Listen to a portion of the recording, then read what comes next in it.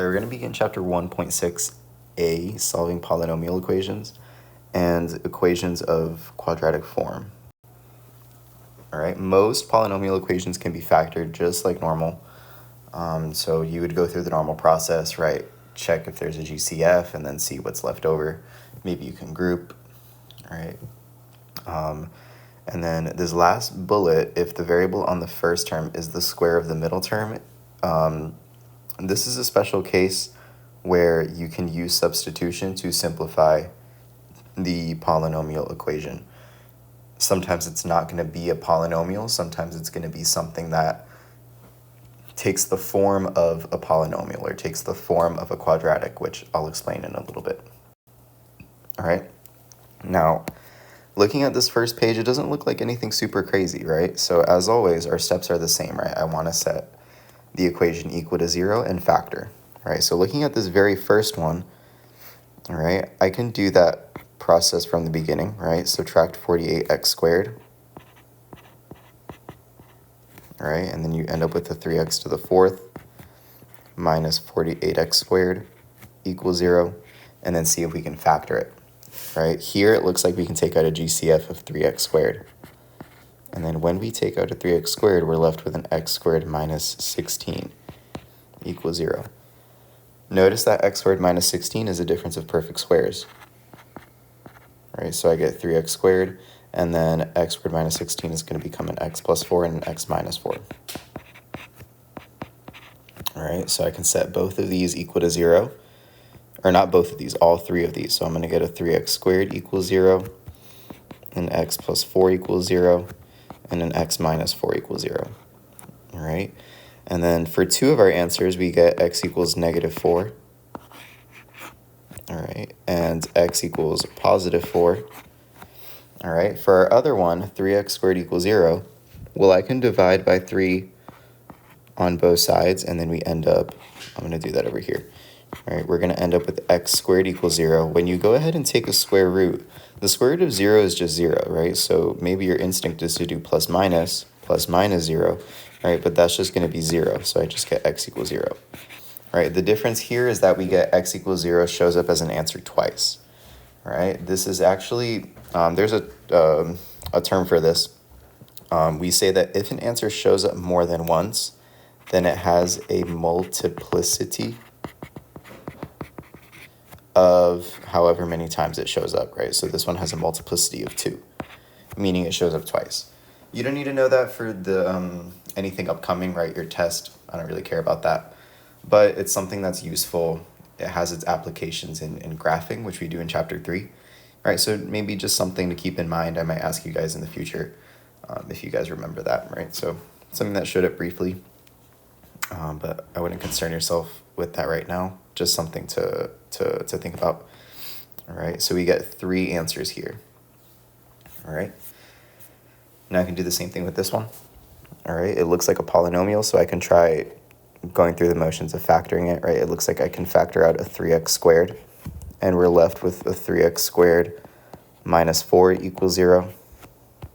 And then just like before, I can set both of these factors equal to 0. All right, they don't factor anymore, right? And once again, this one I can divide by 3, and so I get x squared equals 0. When I square root both sides, I get x equals 0, but x equals 0 shows up twice, right? I only need to write it once, but just something to keep in mind that it shows up as an answer twice. All right, for this other one, I can add 4 to both sides. We end up with 3x squared equals 4. Divide by 3, and then I get x squared equals 4 over 3. All right, and when we square root both sides, we get, write that over here, it's going to be x equals plus minus. We can square root the top, square root the bottom. So this is going to be square root of 4 is 2 over the square root of 3 is just the square root of 3. All right, I don't want to leave my answer like this. I do want to rationalize it, so I'm going to multiply the top and the bottom by the square root of 3. So we get x equals plus minus 2 square root of 3 over 3. All right, and that's 2 more of our answers. All right, so we get 2 answers there, and then 0 showed up twice. All right, I'm counting the solutions just because, and you'll see later on in later sections, the highest exponent is going to kind of give you an indication of how many solutions you can expect. So if my highest exponent in this case is a 4, I can expect 4 solutions. All right, and then you'll see with the next one, right? This one has a highest exponent of 3, so that's some indication we should probably expect 3 answers out of this. All right, but let's try it the same way, right? This is another polynomial. It has 4 terms. Factoring something with 4 terms, I would group. So I'm going to group the first 2 and then group the second 2. Take out a GCF of the first group, we get an x squared with an x minus 3. Take out a GCF of our next group, it's going to be a plus 3. And then in both of these, we're left with an x minus 3. All right, since it matches, I can take it out as the GCF, and then I'm left with an x squared plus 3 in the other set of parentheses. And then I can set all of these equal to 0. So I get x minus 3 equals 0, and x squared plus 3 equals 0. All right, so I can go ahead and add 3 to both sides, and I get x equals 3. All right. For this other one, I can subtract 3 on both sides, and then I get x squared equals negative 3. Square root both sides, I get x equals plus minus. All right, negative under the radical is an I, and the square root of 3 is just the square root of 3. So we get 2 imaginary answers and 1 real answer, right? In total, we do get 3 answers, right? Just 2 of them are imaginary, right? And that's perfectly fine, all right? Same thing with this one, right? 4 terms I can group. Highest exponent is 3. We can expect 3 answers out of this. So this is going to be an x squared with an x minus 5. And then for the next one, I can take out a negative 2, and I'm left with an x minus 5 equals 0. All right, and then so we get an x squared minus 2 and an x minus 5 equals 0. Once again, I would set both of these equal to 0, so x squared minus 2 equals 0, and x minus 5 equals 0. All right, and I can add 2 to both sides. I get x squared equals 2. Square root both sides, I get x equals plus minus 2, or square root of 2. For my other one, I can add 5 to both sides, and I get x equals 5. All right, so these shouldn't be anything too crazy. We're just factoring, setting equal to 0, just like we did with quadratics. All right, if it's able to be factored, you would factor it, right? So it shouldn't be too bad. All right, we're going to keep going. Number 5, nothing too crazy happens there. This is another one where we can factor out a GCF, right? So I'm going to take out a GCF. It looks like in this case it's going to be 3x, right? So I can take out a 3x, and then in the parentheses we're left with a 2x squared minus 9x minus, looks like that's going to get us an 18 equals 0. All right, and then whatever we're left with on the inside, we can see if we can factor that. All right, so I'm going to see if I do 2 times negative 18, that's going to get us, what, so negative 36. Do we have factors of negative 36 that add to negative 9? All right, well, if I did negative 12, positive 3, right, that does get us what we need, right? So I'm going to factor the inside of this. This is going to get us an x minus 12 and an x plus 3.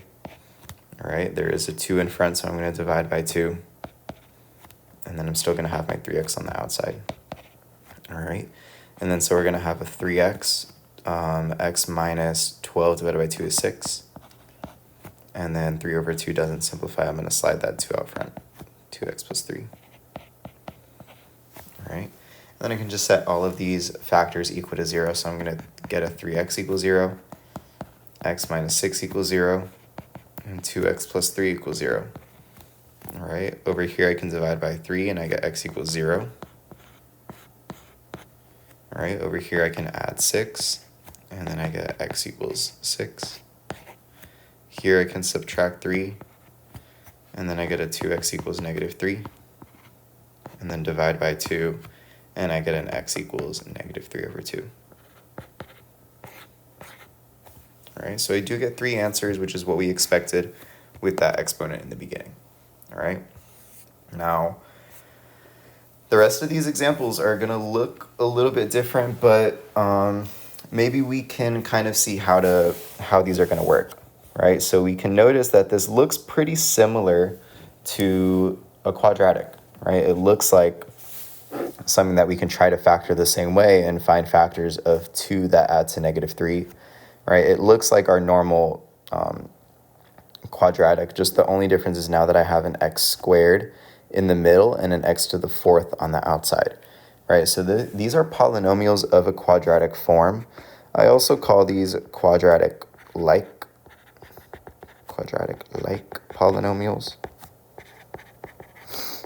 All right, why do I say that? Because they are like a quadratic, right? Simple as that, right? They work exactly the same way as they would. I'm still going to have my 2 binomials, right? And then factors of 2 that add to -3 are going to be a -2 and a -1, right? But instead of x on the inside of those, it's going to be an x squared, right? And if you don't believe me, you can FOIL it and see that that is the case. If you FOIL it, you do end up with this original expression, right? And this equals 0. Right, so we can factor it exactly the same way, and that's always going to be the case when the variable in the middle has an exponent that is half of the biggest exponent. All right, so even if I give you something like x to the 6th, and then an x to the 3rd, and then a constant, right? So this will work the exact same way. I'm just going to get x to the 3rd and something, and another x to the 3rd and something, right? Same thing if I give you like, I don't know, x to the 2/3 and an x to the 1/3 and then a constant, right? This is going to get us x to the 1/3 plus something, all right? X to the 1/3 plus something, right? It's always going to be that exact same pattern. Anytime the middle variable has an exponent that is half of the biggest one, right? Or the biggest one is double the other exponent that you see, right? No matter how you think of it, should work out exactly the same way. Now I can set both of these factors equal to 0, or we can keep factoring x squared minus 1. This is a difference of squares, so this is going to turn into an x plus 1 and an x minus 1. All right, and x squared minus 2 does not factor anymore. All right, so I can keep factoring. This is going to get us an x squared minus 2 equals 0, x plus 1 equals 0, and x minus 1 equals 0. All right, and then here I can add 2 to both sides, and I get x squared equals 2. Square root both sides, and I get x equals plus minus the square root of 2. All right, and this other one I can subtract 1, and I get x equals -1. As another answer, over here I can add 1, and I get x equals 1 as another answer, right? So we do get 4 answers here, which is what we expected, right, with our highest exponent. All right, now a lot of you are able to think of it like this. If that's confusing, you can think of it doing a u substitution, right, which is what I kind of mentioned in that first slide in the beginning. All right, so if these factor exactly the same way as a quadratic equation, all right, then maybe we can make some sort of substitution so that we're able to factor it exactly the same way, and then maybe back substitute whatever our substitution was. All right, some of these cases you'll be able to do without, but there's some that maybe you'll have a bigger expression. You're going to see in the next couple slides. We're going to have some with bigger expressions that might be a little bit challenging to do with our traditional factoring. So for the rest of these, I'm going to do using our u substitution. So a u substitution, I'm going to make an appropriate substitution. So I'm going to let u equal x squared. All right, why am I going to let u equal x squared? Well, because think of it like this, right? We had said that our biggest exponent is supposed to be double, right? Anytime that we're able to do this is when our biggest exponent is double the smaller one, right? Then this is the same as x squared squared, right? So I get an x squared squared minus 7x squared plus 12 equals 0, right? Why am I allowed to do that? Well, because of power to a power, you multiply the powers, and then 2 times 2 is going to get you 4, all right? But if I let u equal x squared, then I can take this x squared in the middle, and I can say that this is u, and then I still have that exponent of 2 on the outside, so I have a u squared minus 7, and then again, this x squared became a u, so it's minus 7u plus 12 equals 0. And now this is kind of what we're used to, right? We're used to factoring quadratics that look like this. So I just need factors of 12 that add to -7. Well, that's going to be a -3 and a -4, So I get a u minus 3, a u minus 4 equals 0. And then solve these as normal, right? I get u equals 3 and a u equals 4, right? Simple as that. However, we're not solving for u, we're solving for x, right? And if u is x squared, then I can go ahead and replace that u with an x squared. So I get x squared equals 3 and an x squared equals 4, right? And then we just have one more step. I just need to cancel out that square by square rooting. So then I get x equals plus minus the square root of 3. Right, and then square root, and I get x equals plus minus the square root of 4 is 2. And then these are our 4 answers. All right, so that's one way to kind of change our original equation to make it look like something that we're used to seeing. All right, so let's try that same thing for the next one. Again, this is an equation of a quadratic form, right? It's a quadratic-like polynomial, right? It is like a quadratic, meaning we can factor it the same way. Right, so again, this x to the 4th I can rewrite as x squared squared, right? Minus 37x squared plus 4 equals 0, right? Now, if I let u equal x squared, then I can go ahead and replace this x squared with a u, and I end up with a 9u squared minus 37u plus 4 equals 0. And then I can try to factor this as normal, right? This looks like a normal quadratic. So I'm going to do 9 times 4. I need factors of 36 that adds to 37. It's going to be a negative 36 and a negative 1. So I'm going to end up with a u minus 1, u minus 36 equals 0, right? There's a 9 in front, so I'm going to divide both of these by 9. Slide whatever doesn't divide, so it's going to be a 9u minus 1. And then 36 divided by 9 is going to get you 4. So u minus 4 equals 0. All right. And then now I can set both of these equal to 0. I get u equals 4 for one of them. And then for my other one, if I go to solve that one, I'm going to get u equals 1/9. All right, you can verify that if you need to. All right, I'm trying to skip a couple steps because I think most of us are able to do that. All right, and then now that I have this, I have answers for u. I want to go ahead and replace that with x squared. All right, so then this u is going to become an x squared, so I get x squared equals 1/9. And then this u is also an x squared, I get x squared equals 4. All right, and then to get rid of that square root, I can to get rid of that square, I can square root both sides. And then I get x equals plus minus. We can square root the top, square root the bottom. That's 1/3. All right, square root of 1 is 1, square root of 3 is 3. The square root of 9 is 3. All right, and the other one, x squared equals 4. Square root of that is going to get us x equals plus minus 2. And so we get our 4 answers like this. All right, so hopefully we're okay with that. All right, the substitution is going to be a lot more useful in some later examples, as we'll see. All right, so number 9 is something that's also kind of like a quadratic, right? But one thing that we don't like about it is that it has fractions. All right, and then we'll see. We're going to revisit these kinds of problems later on. All right, but if you don't like the fractions, you can get rid of it just by multiplying by a common denominator. All right, so I'm going to write off to the side. X squared would be my common denominator. I'm going to go one by one and see what's missing from the bottom, right? So this 1 is the same as 1/1. And what's missing is an x squared. So it's going to be an x squared, x squared. I'm going to end up with an x squared for this one. Here, 3/x, what's missing is the x to get it to look like an x squared, so it's going to be plus 3x equals, and then this already has the x squared, so I just need to carry the negative 2. All right, so if you don't remember that, that was section 1.2b. All right, that's where we discussed that idea. All right. And now this looks like a quadratic, so I'm going to add 2 to both sides. And then I end up with x squared plus 3x plus 2 equals 0. We can factor this as normal. This is going to get us an x plus 2, x plus 1 equals 0. All right, and so I get x equals negative 2 and x equals negative 1. All right. Now, keep in mind, if you have a variable on the denominator, you do want to check and make sure that your answers do work. A valid answer is one that makes our denominator not equal to 0, right? If it equals 0, then it's an extraneous solution. It does not work. Here, if I plug in -2 and -1, I don't get 0, so these are both valid solutions. All right. All right, and this one says solve using substitution.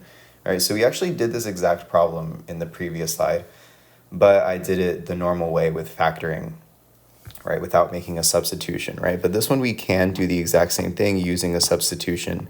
I can change that x to the fourth to x squared squared, right? Minus 3x squared plus 2 equals 0. And then I can let u equal x squared, all right? And so this is going to become a u squared minus 3u plus 2 equals 0. And then I can go ahead and change this into u minus 2, u minus 1. All right, and then I end up with a u equals 2 and a u equals 1. All right, keep in mind this u is the same as x squared. So I get x squared equals 2, x squared equals 1, right? That was our original substitution. And then I can square root both sides, and I get x equals plus minus the square root of 2. Square root both sides over here, I get x equals plus minus the square root of 1 is 1. So I do get 4 answers over here. All right, so same exact problem as the one on the previous slide, I just did it using substitution.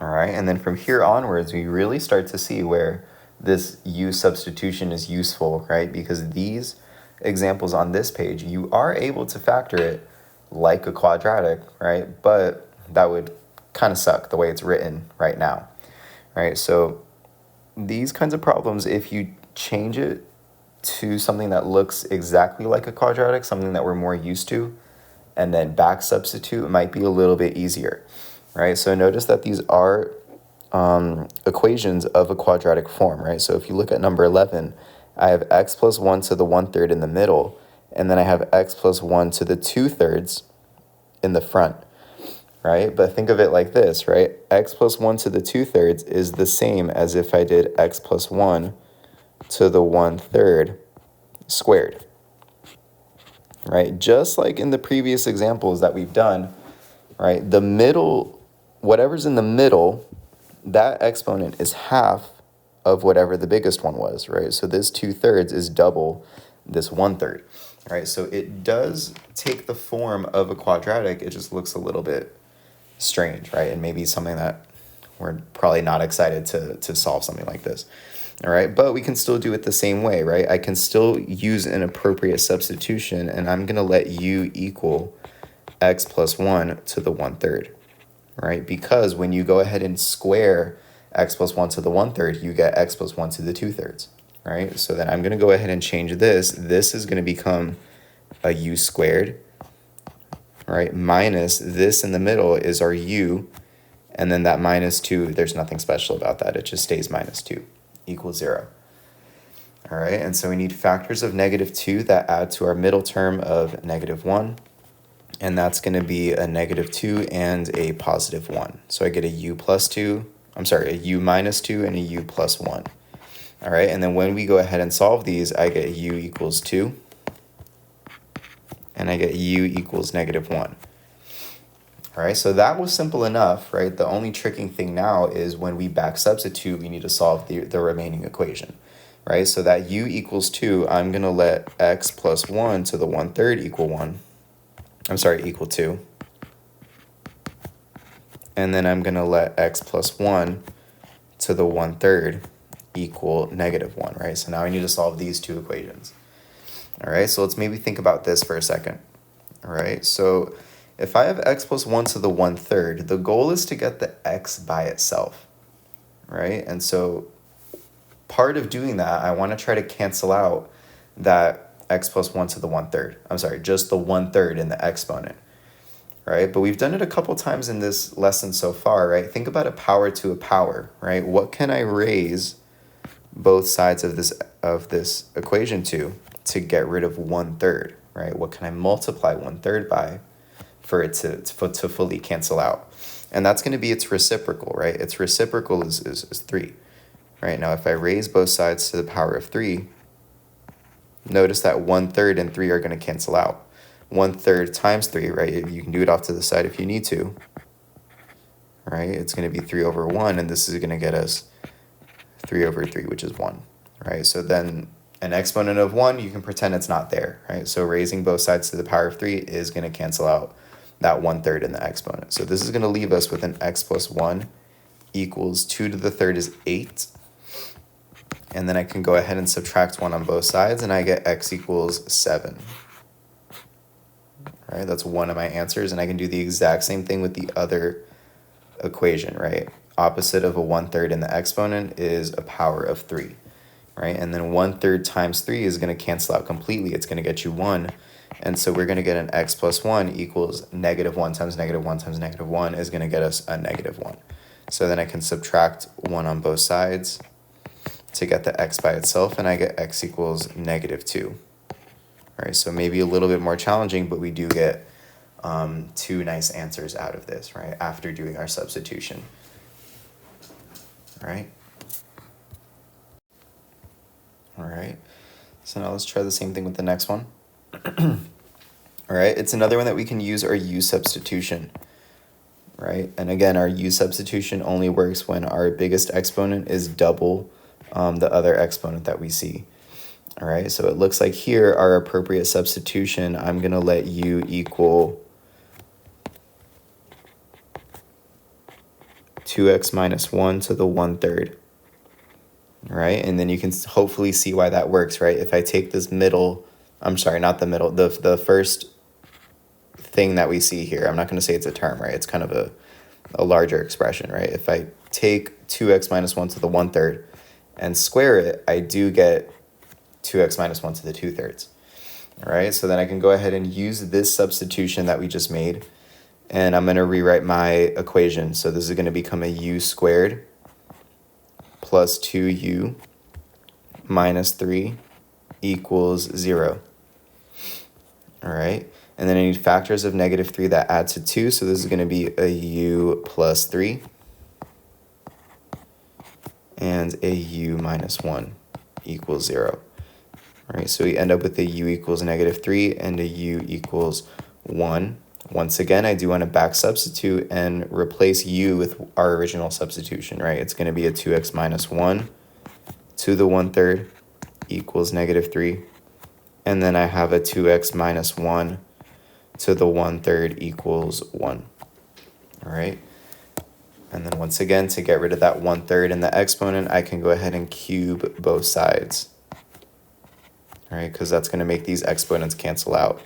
And so we're left with a 2x minus 1 equals -3 to the third power is going to get you a -27. All right, I can add 1 on both sides. I get a 2x equals -26, and then I can divide both sides by 2. And then I get an x equals -13 as one of my answers. All right, I can do the exact same thing on the other side. I can go ahead and cube both sides of these. That's going to cancel out these exponents, and so I get a 2x minus 1 equals 1. All right, I can add 1, and then I get a 2x equals 2. Divide both sides by 2, and I get x equals 1 as my final answer. All right, now one way to check your solutions, just plug it back into the original, right? These aren't too bad, right? If I plug in, let's say 1 in here, I get a 2 minus 1, which is 1 to the 2/3, which is 1. And so I get a 1 plus, and then this whole thing, if I plug in a 1 here, I get 2, right? You can verify that if you need to, minus 3. That does get you 0, right? 1 plus 2 is 3, 3 minus 3 is 0. All right, and you can do the same thing with -13, right? If I plug in a -13, and you did -27 over here to the 2/3 power, same thing over here, you plug it in, you should get -27 to the 2/3 power, right? You do end up with 0, right? If you wanted to check your work. All right, so now hopefully with these we can kind of see the idea, right? So if you look at number 13, this does take the form of a quadratic where we can make an appropriate substitution. And it looks like this right here in the middle. When you square it, you get this right here, right? So I'm going to let u equal x over x plus 1, all right? And so transforming these x over x plus 1s into u's, you end up with a 6u squared plus 5u minus 6 equals 0, right? And I can go ahead and multiply 6 times -6, and that's going to get you a -36. And then factors of -36 that add to a +5, it's going to be a -4 and a +9. All right, so I'm going to get a u plus 4 and a u, I'm sorry, not u plus 4, u plus 9, right? And then a u minus 4. All right, equals 0. And then you can go ahead and divide by that 6 in the front, so divide by 6, divide by 6. Simplify these fully, right? 9 becomes a 3, 6 becomes a 2, and then you can slide that 2 out front. So this is going to get us a 2u plus 3. All right, same thing over here. This 4 becomes a 2, this 6 becomes a 3. I can slide that 3 out front. This is going to get us a 3u minus 2. All right, and then I can set each of these equal to 0, and I get u equals -3/2. Whoa, my pencil's glitching. Okay, u equals -3/2, and then for my other one, I get u equals a +2/3. All right, and then I can go ahead and back substitute, right? This is going to become an x over x plus 1 equals -3/2. Right, same thing over here. I get an x over x plus 1 equals +2/3. All right, and then the best way to solve these is to cross multiply, right? I have a fraction equal to another fraction. I think I briefly did this once, but just for the sake of consistency, I kind of did the common denominator, right? It's going to be a 2 and an x plus 1, all right? And then you're going to multiply each fraction by what's missing, right? You could do it that way. If you cross multiply, you do get the exact same answer, all right? So it looks like by cross multiplying, right, this times this, right, is going to get us our cross multiplication. So I get a 2x equals -3 times x plus 1, right? Just multiply across the equal sign. And then I'm going to solve these, right? So distribute that -3, and I get a 2x equals -3x minus 3. Add 3x to both sides. And so I get a 5x equals -3.